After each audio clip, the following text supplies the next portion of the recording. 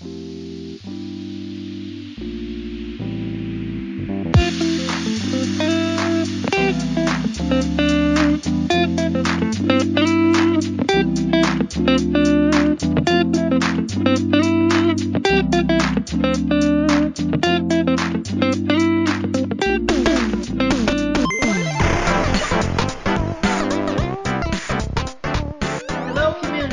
a great day, and my name is Sheila Hardy. I'm the CEO and founder of Because It's Personal. And here with me is my co-host, Ericka. I'm on fire, and you can't stop me now, Scott, of LifeChangers, Inc. And this is Community Nonprofit Network Podcast, a.k.a. CNN, where our motto is, where your nonprofit shines. So, Ericka, how are you? After your awesome introductions that just get more brilliant and more festive each episode, I can't help but to have a wonderful day. How are you, Sheila? I am doing well. Now, we have an awesome guest today. Tell us who it is. Well, today with us is a very special treat. We have Mr. Salik Sohani of the Muslim Voter Project. He is the senior community organizer, and it is voting season to date this episode, but it is so important because we do have, people who don't know what they don't know until they hear from somebody like Salik. So that's what we're here to spread the news about voting and who can, who should, why they should, from someone who's in the voters' rights space. Welcome to the show, Salik. How are you? I'm doing so well. It's so good to be here with y'all today. Good morning. Hope y'all are doing great. Good morning. Well, I'm going to ask one question to get us started, and then I'm going to pass the mic to you. So it's kind of a combo question. Sure. What is your background? And please transfer that to how you got started with what you call MVP. Mm-hmm. Yeah. Please. So again, really great to be here with y'all. Per my background, so I am the son of Pakistani immigrants. They came here in 1992 and 1994 respectively. I grew up pretty much in the Southeast. I was born in Nashville, Tennessee. Then we moved down to Dalton, Georgia, also known as the carpet capital of the world. Fun fact, if y'all didn't know that. I was there for most of my formative years, probably from the time I was about 5 to about 13. And then we moved up to Chattanooga, Tennessee, where I lived during high school, for most of high school as well. And then I was fortunate enough to continue my studies onto New York City at NYU, where I studied education. So I basically had intentions of becoming a teacher, but upon taking taking classes, understanding the history of American education, understanding a lot more about the system and the policy that goes into it, I really understood and started to realize that, hey, the change on the micro level, on the student level is, of course, incredibly important, but there's a lot of changes that need to happen, in this country, and that basically the education system in this country is unfortunately a microcosm of the system as a whole. And so there's a lot of changes that need to happen. Of course, I also understand that as one person, I can't change everything, but I can hopefully try, and I can collaborate with, of course, with wonderful folks like y'all and with other leaders and change makers across the world to make that happen. And so through that, and then through various experiences and internships and whatnot, I sort of working with Georgia Muslim Voter Project sort of actually fell in my lap in a way, because I was originally slated to go to Ecuador right before the pandemic for the Peace Corps. But then, of course, COVID happened, And so, I was like, well, originally the plan was that right before I was supposed to leave in May of 2020, which seems like forever ago. But what ended up happening is, I was just going to work at Georgia MVP for about, 4 or 5 months to sort of get a feel of the political and civic engagement space. But then, of course, 4 months turned into, 5 months to a year to now I've been with this organization for over 2.5 years. And it's just been an absolutely wonderful experience being here. I have, taken on projects and programs and spoken to people and heard stories that I'm honestly very blessed to hear and have been very blessed to take on. But I do this work because I guess as I referenced before, I understand that there's a lot of changes that need to be made within the system. I also understand I'm the son of a doctor as well. So I understand that I've been very fortunate and blessed to not really have many worries in my life, frankly speaking, and the fact of the matter is that the majority of the people in this country have not, that I have not lived the experience of the majority of the people in this country, right? So I'll be the first to say that although I do this work, I recognize that I should not be speaking on behalf of all of those people, but that doesn't mean that I still can't be an advocate on behalf of all those people. And so one thing I always try to lead with is empathy, because it's very important to lead with empathy, to hear and to understand others' stories. And only through doing so, then am I able to truly be able to advocate, or at least advocate or be, I guess, trusted enough or have people have confidence within me that I can advocate on behalf of them. But again, I'm very, very cognizant of the blessings that I've been having, the fortunes that I've had. And it's honestly for that reason that I do this work as well, because I believe that every person, not just every American, deserves to have a really good quality of life. They deserve to have a high quality education. They deserve to have, good, affordable housing, to have, just have anything that anyone ever needs, honestly. Yeah. On top of that, everyone deserves their rights as well. Yes. And so these are really the things that lead me with my work. And then at Georgia Muslim Voter Project, we are a voter registration, voter engagement organization. And so we were founded on the premise that, there are over 100,000 Muslims here in the state of Georgia. Wow. Yeah, which a lot of people do not know.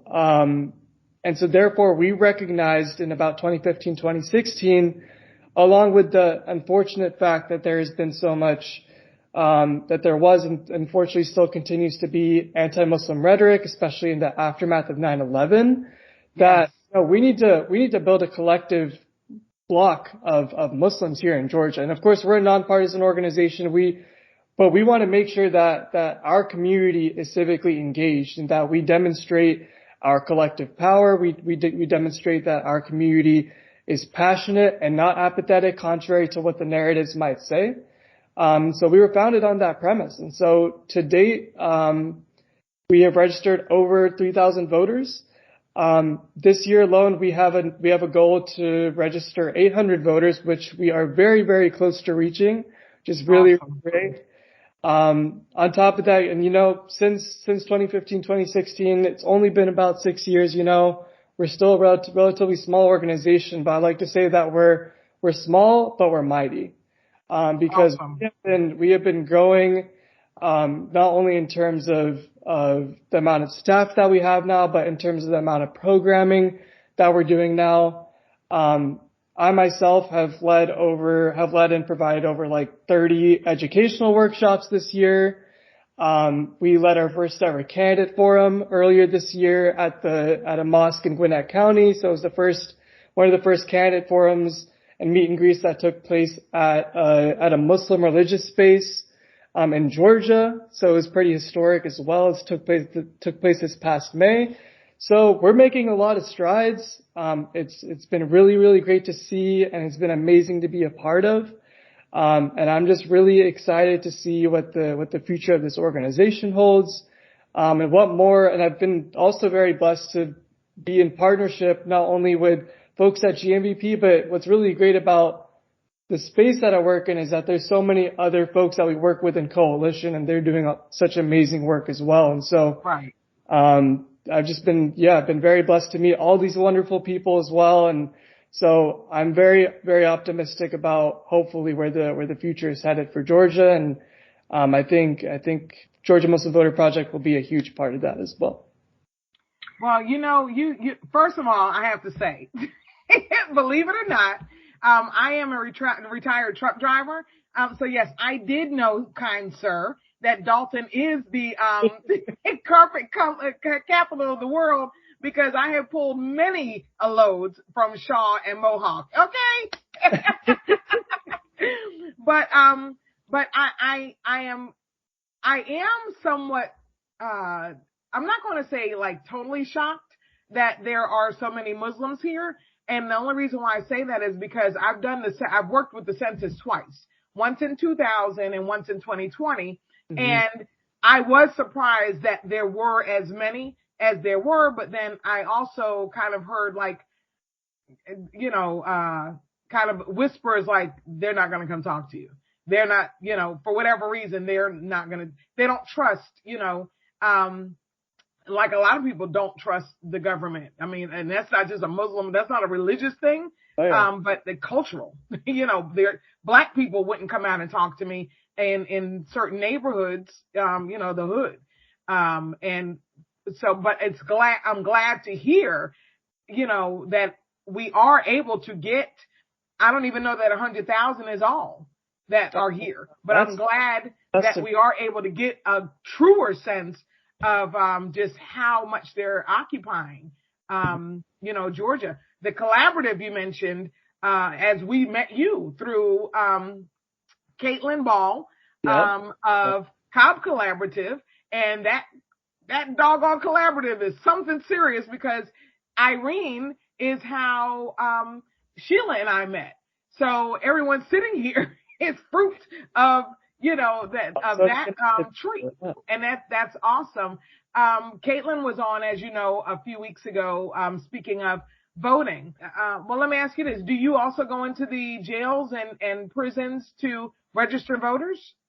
We do not. We mostly focus on like community-based spaces. So a lot of the time when we do voter registration, they're at community events, or we'll go to different hotspots across the city. We'll go to maybe perhaps the Beltline, or we'll go to different MARTA stations, for example. Additionally, pretty much every week on Friday, we have what's called a Jummah prayer, which is our special Friday prayers at mosques across Georgia and of course across the world. And that's usually when we see the most amount of congregation at mosques. And so pretty much every Friday we're at mosques doing voter registration. We've got a couple of events coming up, so doing a lot of flyering for those events at the mosques as well. On top of that, we have other programs called community conversations, in which we meet with community members at the mosques and just hear their stories. Just really hear about what have their struggles been, what keeps them optimistic. If they do feel apathetic, why do they feel apathetic? And what are the things that we can do, or what are the questions that we can answer to sort of address the potential apathy that does exist? So things like that. On top of that, of course, the other events that we do, of course, we do voter registration as well. So, we really just try to meet the community where they're at and register the voters where they're at the end of the day. Awesome. Well, let me ask you this. I know in churches, as a Christ follower, as is Sheila, a pastor has no problem saying, get your vote, get out there and vote, but they wouldn't actually hold a voter's registration that I know of. Sheila, have you ever heard of them? No, I have no idea right now. Okay. Are you able, Salik, are you able to go into mosques and ask them, and actually register? I mean, obviously not during, prayer or anything, but, actually hold, meetings, registration meetings, come on down and get registered kind of events? Yeah, definitely. We're definitely able to do that. Usually if we do, register voters, we tend to do it outside of the mosque just to, of course, preserve the respect of the space and everything like that. Okay. And it's also sort of strategic as well, because we just get all the congregation while they're heading out too. Right. So it works both ways in that sense, I guess. That's awesome. Okay. What is can you please share with us and our listeners, what is the vision statement and the mission statement for MVP? Yeah. So the mission sort of vision of Georgia Muslim Voter Project is essentially to uplift and empower Muslim and we recognize, of course, that the Muslim community is not a monolith. That we have Muslims of every race, every color, every background. So to empower Muslims across Georgia, to empower and uplift the voices of Muslims across Georgia through voter registration, through voter engagement, through education, and through advocacy as well. Awesome. Do you have like the top 3 concerns that Muslim voters do have? Can you share those? Honestly, I don't. And that's honestly because we're still working, as still like a pretty new organization, we're still working on connecting with the community and determining where the community's at, across Georgia. But, I can sort of say from what I know so far, at least, is that a lot of our community members, from some of the polling that we've done and that some of our partners have done, at least what we have seen is that a good amount of our community is very concerned about climate change, it seems. Wow. Concerned about healthcare, especially, of course, in the wake and the aftermath of COVID, of course. And then also I would say that education is definitely a pretty big issue, because there are definitely a lot of students and a lot of families, Muslim families here in the state of Georgia. Awesome. But that's just from what I've seen so far. I don't want to give a definitive answer, but that's just from what I've seen so far, at least. Awesome. Well, that to me is a clear indication that no matter where your belief system is, people are people. And because climate change is like up there in the top 3 right now with everybody, as is education. So that's awesome to hear. When we spoke last week, you mentioned a trip to Savannah. So can you please share with us and our listeners why the trip to Savannah even occurred and what was your goal heading down there and what were you able to accomplish? Please. Yeah, of course. I would love to. So we, of course, given that we are sort of an Atlanta area sort of based organization, a lot of our voter and constituent engagement definitely does center around the metro Atlanta areas and the 5 metro Atlanta counties. But we are, in our name, we are Georgia Muslim Voter Project. We're not Atlanta Muslim Voter Project. And so we try our best and we do our best to engage, and we understand that there are Muslims that do not just live in Atlanta. There are a lot of Muslims that live in Macon and Savannah and Columbus and so on and so forth across Georgia. And so we try our best to engage with them as well, because we understand that we are pretty much the only Muslim voter registration and Muslim civic engagement organization in the state of Georgia. And so, if we're not going to engage them, then who will? Right? Right. And so, we went to Savannah with that very purpose, to see and to meet more of our community members out there.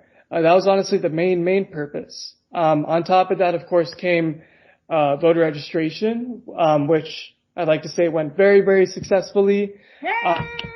While we were there, yes, and while we were there, we got the opportunity to meet with community members at 2 mosques in Savannah, which was absolutely amazing, and register voters at both of those mosques, which was really great. And on top of that, we came away with like 50 plus voter registrations, which was excellent in just about 2 days. Wow. Phenomenal, absolutely amazing. And so we're very, very proud of that. And on top of that, these, what we call expansion trips, they're also just great. They're just great bonding moments and great bonding opportunities for members of our team as well. Now, what is an expansion trip? Expound on that, please. Yes, ma'am. So basically an expansion trip is just any opportunity that, it could be overnight or it can be just a day trip, but any opportunity that takes us basically outside of the metro Atlanta area. So pretty much if it's like, I would say if it's outside of like an hour, hour and a half, we would consider that like an expansion trip. And usually those expansion trips are overnight. So far this year, and actually just within the past couple of months, we've done expansion trips to Columbus, Savannah, and Macon as well. Awesome. Okay. I'm sorry. I thought you said expansion ship, expansion trip. Okay. Gotcha. So now, and you're telling me something new because I used to also deliver to Savannah. I had no clue that there was that much of a Muslim community, a presence of Muslims to have not one, but two mosques. Mm-hmm. That's beautiful. That's absolutely beautiful. It was amazing. Yeah. I believe at one of the mosques I saw at least, I want to say at least a good 150 people showed up. 150 to 200 people showed up for prayer. And then at the other mosque, a good 100 showed up for prayer at that mosque as well. So wow. Really amazing to see. Yeah. Well, I have a question. It is. Seems as though you got a lot going on. How do you avoid burnout? That's a great question. And honestly, the way we do it is that I'm very fortunate to have a very good supervisor and a really great executive director. And so they really, really emphasize mental health. So they make sure we have generous time off at our organization. So that definitely helps for sure. And so they understand that, and definitely, we definitely like work weekends sometimes as well. So it can for sure be tough, but I think the emphasis on mental health is really the biggest, way that we're able to avoid burnout. On top of that as well, I will say is that working in what I've learned and realized is that working in the voter registration and voter engagement space is sort of like an endless like parabola. There's a lot of ebbs and flows to it. And that you'll have some periods where you're pretty much just registering voters. It's pretty chill, honestly. You're going out to different spaces, talking to the community. But then there are times like what's coming up now where I'm personally planning 2 candidate forums in DeKalb and Cobb County. On top of that, we are registering voters. We have different phone banking and text banking goals for our Get Out the Vote campaign. We have another campaign which is called Prayers to the Polls, where we go to the mosques themselves and basically, transport Muslim voters who may not have access to transportation to the polls right after Friday prayer as well. Awesome. So all these different events. And so we understand that, of course, we make the most out of the time where things are a little bit more relaxed. So that way, when it does come time for the grind time, that we're ready to go. But of course, there's still that emphasis on mental health throughout all of it. And what's really great is we have very open and transparent relationships with our supervisors and with the executive director as well, given that it is a small organization. And so I think all those things combined really helps mitigate the amount of burnout that does take place. Great. Awesome. You mentioned earlier about that MVP doesn't push one party or another.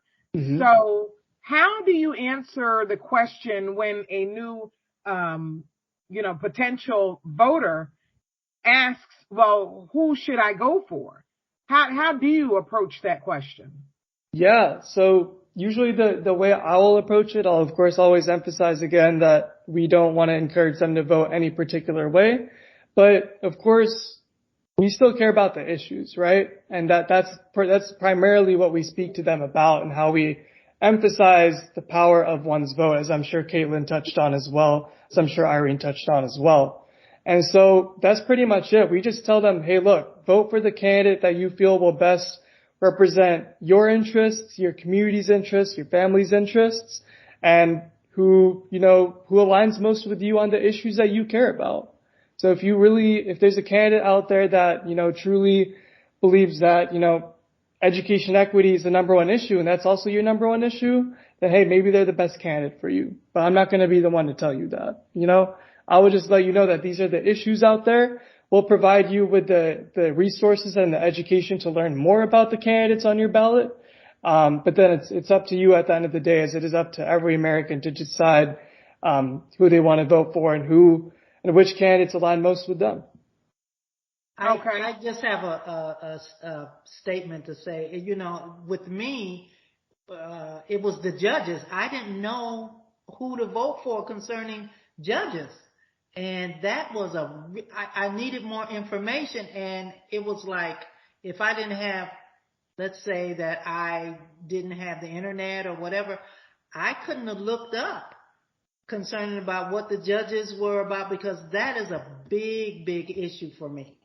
Especially what my nonprofit is about to do. And we need good judges, people that are going to judge the way they need to judge. Yes. If that makes sense. And, it's where everybody else would advertise, but it wouldn't be where concerning about the judges. And that was a big issue for me. I don't know about anybody else, but. And I really appreciate that you brought that up, that, for example, the judges as offices and as candidates don't really get that much attention, because that's really how it goes all the way down the ballot too. Not a lot of people know about the importance of the labor commissioner or the insurance and fire safety commissioner. Right. Or, of course, recently the public service commissioner, it's no longer on the ballot, and there's some controversy around that, but they don't even understand why the public service commissioner is so important, when the public service commissioner, for example, essentially works with the energy companies. The energy policy that they're putting forth is, sustainable, number one. Number two, to make sure that those energy companies are not ripping you off and ripping all Georgians off, for example. And so that person has a huge influence on how much one is paying for their utilities, and so for folks and for families that are living paycheck to paycheck, for example, that can mean a huge deal. But unfortunately, the awareness might not be out there that, this person does have a huge amount of influence, for example. Right. Mm-hmm. Now, I do have another question. Do you go into the high schools and try to get kids to be partners with you because they got a lot of energy, more than I do. Oh yeah. I'm thinking, okay, go into the high schools, get them to start doing things. Just a statement. But have you been going into the high schools or okay? Yes, we go into some high schools to register voters, and then also what we were able to do this year, which has been really amazing, is we launched what's called our Youth Ambassador Program. And so it's basically for youth between the ages of 16 to 22. So we also encourage college students to join us as well. And pretty much what we do through that program is it's a 6-month program, and we basically just teach them how to be advocates and how to be organizers, pretty much. Help them understand all the intricacies of organizing, how and where to meet the community where they're at, how to leverage how to leverage their voice as well, because, the youth, right now, they're so passionate about so many different things, but they just don't know where to go or how to steer their voices in the right direction, to make the most amount of change. And so we just try to empower them through the program. On top of that, it does come with a little stipend as well, so, to help them out a bit as well. And so, yeah, we are through the Youth Ambassador Program and through hopefully more future programs. We're hoping to further empower youth, in our community and across Georgia as well, because, the future generations are where the change is at, so we have to empower them. We have to start empowering them early as well. Now, and it may be common sense, but I'm going to ask anyway. Mm-hmm. Do you target only Muslim youth? So for our youth ambassador program, we do specifically work with Muslim youth, but overall for the youth that we do work with in general, we want to work with any person, any youth, honestly, any young person. Okay. Yeah. Same goes with our voter registration as well. Although we are Georgia Muslim Voter Project, and what I like to say is, we understand that Muslims in Georgia and honestly across the U.S., across the world, we live in greater and more diverse communities. And so, if I'm working to register a Muslim in a certain neighborhood, it's very well that their neighbor might not be Muslim, could be Christian, could be Jewish, could be Buddhist, so on and so forth. Right. So if I'm working to register their neighbor, who knows? Maybe the word might get out to the Muslim neighbor at the end of the day, and they might hear about it too. And we also understand that, we are, at the end of the day, we hope that, and we believe that we're one big community at the end of the day. So we want to register anyone and everyone. We want to empower everybody's right to vote. It doesn't matter, again, what background you are, what religion you practice, what you follow. We just want to make sure that your voice can be heard as well. How do you, when you came on, started with MVP, did you have to go through some kind of training? Because you said you went to school for education. You didn't mention anything about, politics in there. So how did you become so astute in what you're doing? Honestly, I guess I got thrown in the deep end a little bit. So I had to learn on the fly. And it's funny, you mentioned the census earlier. So my first original position at Muslim Voter Project was, getting the census awareness out, because it was 2020, I believe, and it's a big census year. And of course, with, right then and there, the pandemic happened about a month and a half after I joined. So it was a very crucial time.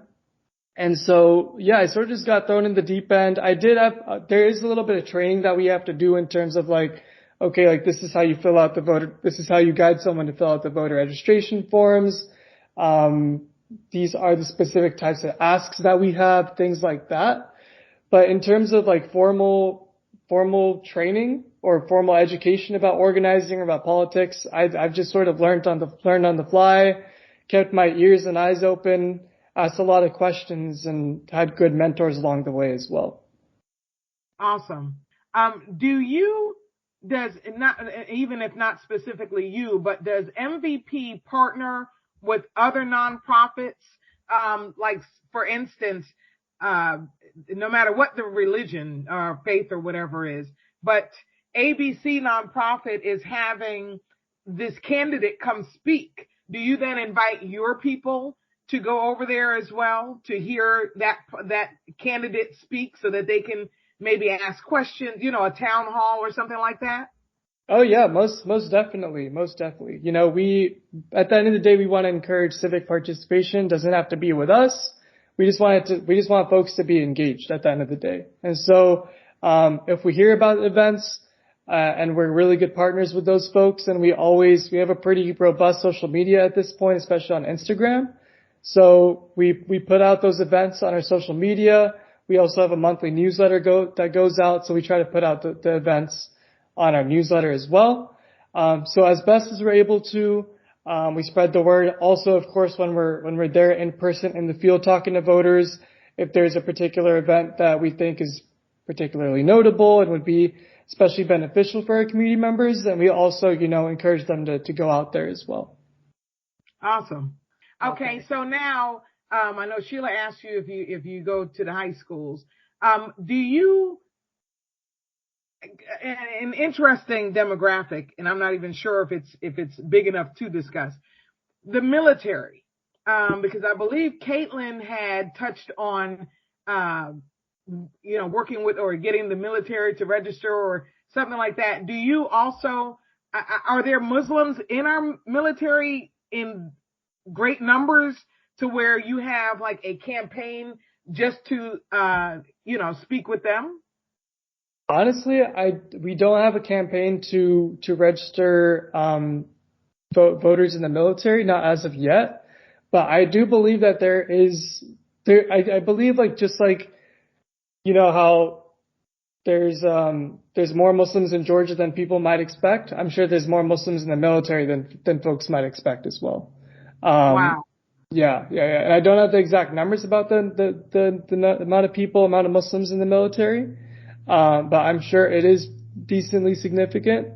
And, that is honestly, if we do hear and understand that there are significant numbers of Muslims in the military or just significant numbers of unregistered voters in the military, then hey, that might be a great idea for a campaign for us going forward. There you go. Get them. Okay, so you're in Georgia Muslim Voters Project. Mm-hmm. So that's specific to Georgia, but talk to us about expansion, because obviously votes are a 50 state deal, are there talks about expanding to neighboring states or other states where it's like a hot spot that you really, really need to be there? As of yet, I mean, if there are talks, then that would probably be above my pay grade. But if there are talks, they're probably very, very preliminary. But I do know for a fact that, there are other coalitions, and perhaps other groups in other states that have sort of looked to us as sort of a model for if they want to establish their own, then they can do that as well. I do know that for a fact. And we've been, very fortunate as well to have really good, really amazing grantees, across the states that have helped empower us and have helped empower, other organizations very similar to us. And so I'm sure those grantees are also trying to lead the effort as well to establish similar groups and organizations like Georgia Muslim Voter Project. But that's honestly as far as I know in terms of expansion. But it would be really great to see, because I know for a fact that like in Texas, for example, there is a huge number of Muslims. In Michigan, yes, of course, there are a huge number of Muslims. California as well. And just across the states, honestly. And so, it would be absolutely incredible to have a Muslim Voter Project in Texas or in New Jersey or Michigan and so on and so forth. It'd be really great. Right. But we'll see. Tell me about New York. I have another question.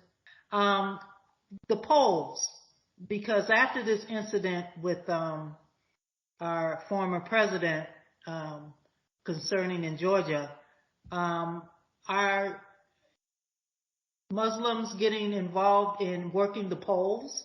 Have you noticed anything like that, or because I know they need poll workers? Yeah. And so that is another sort of campaign that we try to advocate on behalf of. That we definitely understand as well that, and we do poll monitoring ourselves, nonpartisan poll monitoring. So we see how understaffed some of these polling locations really are.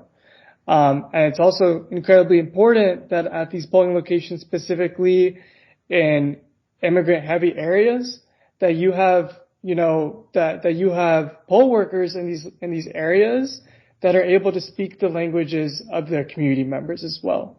That way, because unfortunately, most of the communication about the voting process, most if not all the ballots, except for I believe in DeKalb and Gwinnett County, are all in English. And so for our voters who don't speak English as a first language or who don't read English as a first language, it's important that we make it as inclusive as a process as possible, right? And so we definitely try to encourage our Muslim and immigrant community members to be out there as poll workers, and not only just because it's necessary, but because it's just another facet of a civic duty in a sense.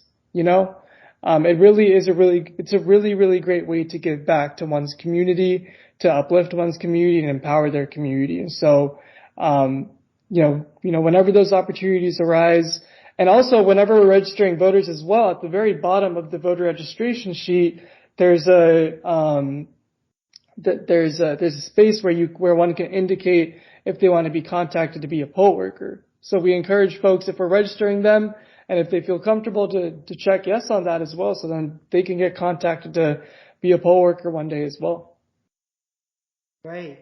Quick question. You mentioned, and this is on a nonprofit level. If you can answer it, great. If not, don't worry about it. But you mentioned stipends, that you're going back to the youth project, the youth. What did you call it? The youth ambassadors. Okay. And you said they get paid a little bit of a stipend. Awesome. Thank you.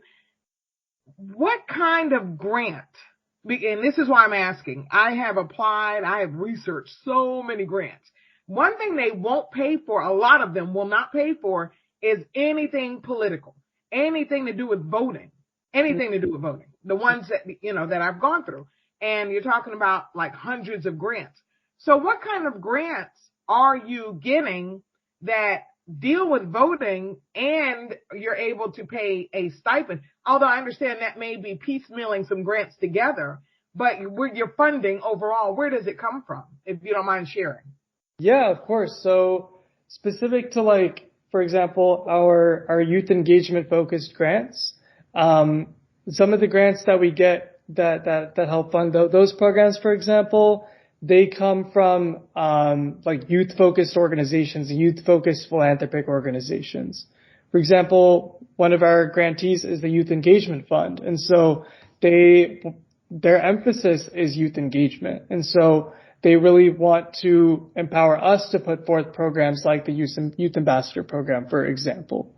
In terms of overall, political grants, a lot of our other grantees as well are also political focused philanthropic organizations as well. And their mission and their vision is to empower smaller, more grassroots organizations like Georgia Muslim Voter Project to do the work that we can do in the community, so that we can continue engaging with the community and meeting the community where the community is at as well. I hope that answered your question. Yes, it did. And we try to provide resources for other nonprofits. I mean, that's the whole point here, is to create a global network of nonprofits. And one thing, we get a lot is, where can I get a grant while I'm waiting for my 501c3? How can I get funding as a new 501c3 who doesn't have 990s done yet? And yep. I know, I don't know. How old is MVP? About 5.5 years now. 5.5, 6. Okay. Okay. So you're actually coming out of that new nonprofit. Oh yeah. Kind of like, well, what can I do stage, which can be a little bit frustrating. And I've seen nonprofits, I've heard of nonprofits just form the nonprofit, leave it, and then say, well, I left it alone for a few years because it was hard for me to get support. Where Sheila and I were just, full force, full speed ahead, going as fast as,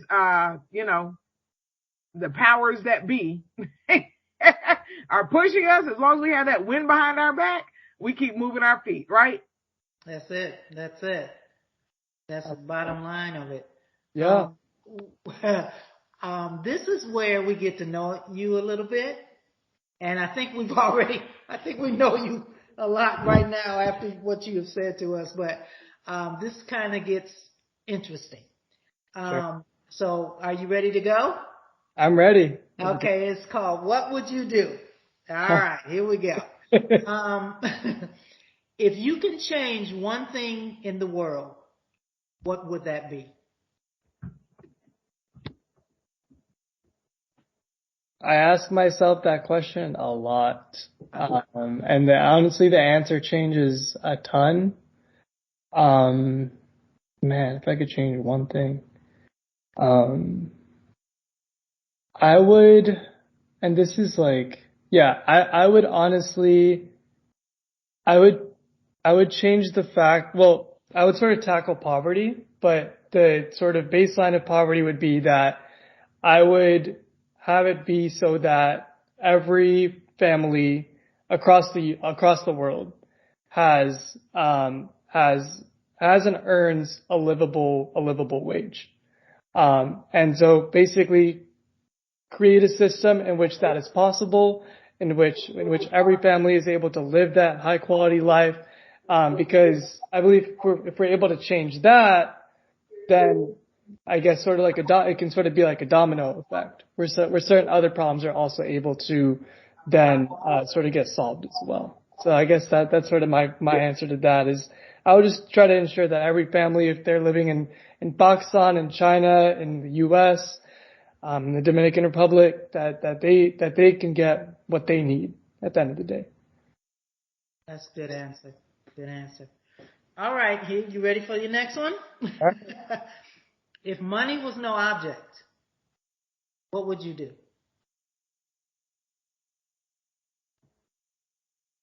I think I would either honestly do what I'm doing right now, or I would three things. I would either do what I'm doing right now, or I would be a singer / writer, so I do sing a little bit. Or I would be like a sports podcaster / writer / sports personality, because I'm a huge sports fan as well. So I would do one of those three things probably. Wow, that is a wide range of. Oh, okay. Wow. All right. Okay. Please tell our listeners, who is your hero and shero?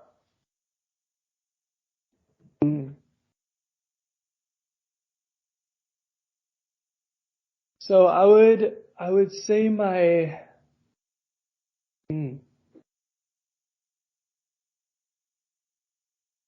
I feel like it's a little bit, I guess, sort of basic, but my hero is honestly Dr. Martin Luther King, just because of his activism, his advocacy, the fact that I feel like he was really the first, one of the first, if not the first, to really, really show up for the other here in the States. And I really look up to that.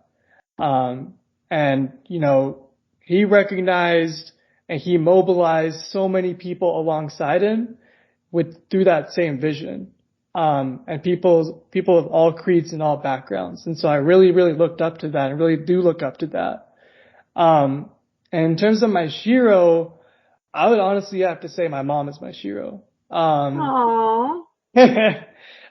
Cause she's all about service. All about service. She leads a life of service. She's been teaching religious education since she was 18 years old. Been volunteering in our community and across all communities. Now she's part of Interfaith Atlanta now as a volunteer. She's probably doing at one time in 1 year, she's probably doing at least five or six different, service opportunities or service positions. And so I also look to her, and she's sort of been my inspiration as well to lead this life of service as well. So my mom is definitely my shero, and also my best friend. Yeah, I can see that now. Okay, and here's our last question, or here my last question to you. What would you do if you knew you could not fail?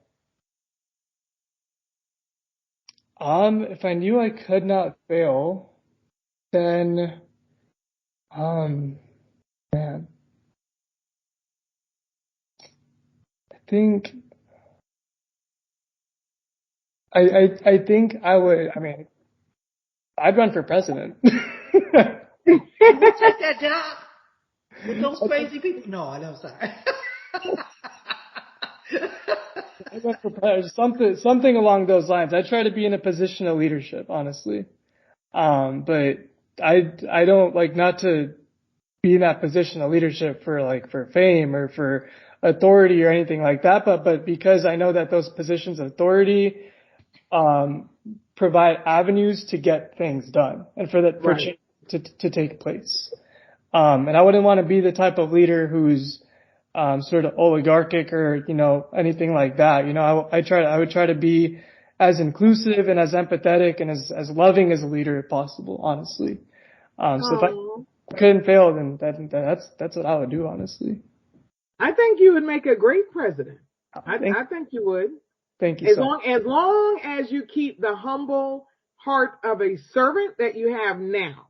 But it's something about when you get a little higher and a little higher and a little higher, that humbleness just kind of like is left, in the grassroots level of things. So yeah. And that humility goes a long way. It really does. That's honestly what we need from more of our leaders today as well. We need humility and empathy, I think. And so hopefully, and I really believe that the future generational leaders can hopefully lead with that as well. Although we can also sometimes get a little bit cocky as well. So we have the balance there. Well, that's okay. Your mom will get you and put you in your place. Exactly. She'll put me in place if I don't. So how about you tell us what you do in your spare time for fun away from MVP? Sure. Yeah. So I think as I mentioned, I'm really into sports, right? So, I've been playing tennis since I was about 12, 13 years old. So I try to get out onto the court one or two times every week. Love to work out as well. My girlfriend and I, she works at, I don't know if y'all have heard of Orange Theory, but she got me into Orange Theory. And so, me and her go work out together sometimes. Also been getting into golf pretty recently. So trying to work on my golf game as well. I think I mentioned as well that I might be that if money was no object, then I might be a writer. And so I do enjoy some fiction writing as well. I've written a couple of chapters of some books that I have one goal that I want to write a book by the time I'm 30. I'm 26 right now, so I better get started on that again. Otherwise it's going to come up before I even realize. So, I love to write as well. Love to read and write. Those are really the things that I love to do. Outside of my work. And of course as well, I love my family, love spending time with my family. I'm also a twin. I have a twin brother. So. Wow. Yeah. So love to spend time and hang out with him as well. So, all those things. Now what's his name? His name is Shams. And he's currently in medical school. He's at PCOM over in Sohani. Working his butt off every single day. We're very, very proud of him. But yeah, he is my companion. He's my best friend. Yeah. So both of your parents can be proud in saying, yeah, my son took after me. You took after your mom and he took after your dad. That is too cool. That's what everyone says. Yeah. They say I follow after mom and Shams follows after dad. Yeah. Oh, that is really cool. Well, as far as that book, because we're a no excuses podcast, okay? We are community nonprofit founders, so we have to keep it going. So now all the technology we have, sir, there's no excuse not to get that book done when you have people getting a book done in 1 hour? In 1 hour. So this is the Christian business coach coming out of me, and there's no excuse not to get it done. That just like Nike says, just do it. Let's do it. Yes, you have.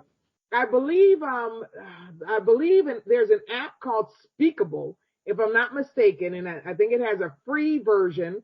But everybody, this is look, just between us. Don't tell anybody.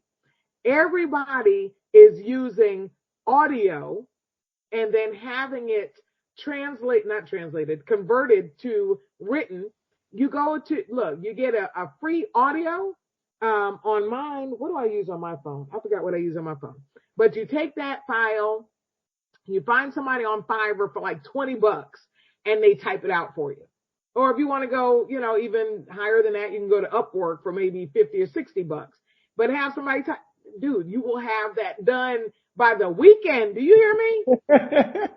No excuse. No excuse. So when we have you on, because like we told Caitlin Ball, we're going to have her on after the elections to see how her efforts panned out. We're going to have you back on to see how MVP fared with the elections and the progress and the final numbers that you got before the elections. And so when we come to the end of that, we're going to ask you again, so what you been up to, Salik? So we want to hear, my book on Amazon is doing great. No pressure. I know. It'll be a little bit tough with the election grind going on, but I'll give it my best shot. Well, no, yeah, right. That, like I said, no excuses. Sheila is very big on self-care, and that self-care means step away, get away. Yes, mentally, physically, emotionally, psychologically. Oh, yeah. Yeah. So I'm now trying to travel at some point as well. That's another thing I love to do. I love to travel as well. So that's awesome. And now they are wide open with travel. So go for it. Where can our listeners find you? If you can provide an email address, MVP, if you can provide the website URL, if there's a phone number, how can we contact you?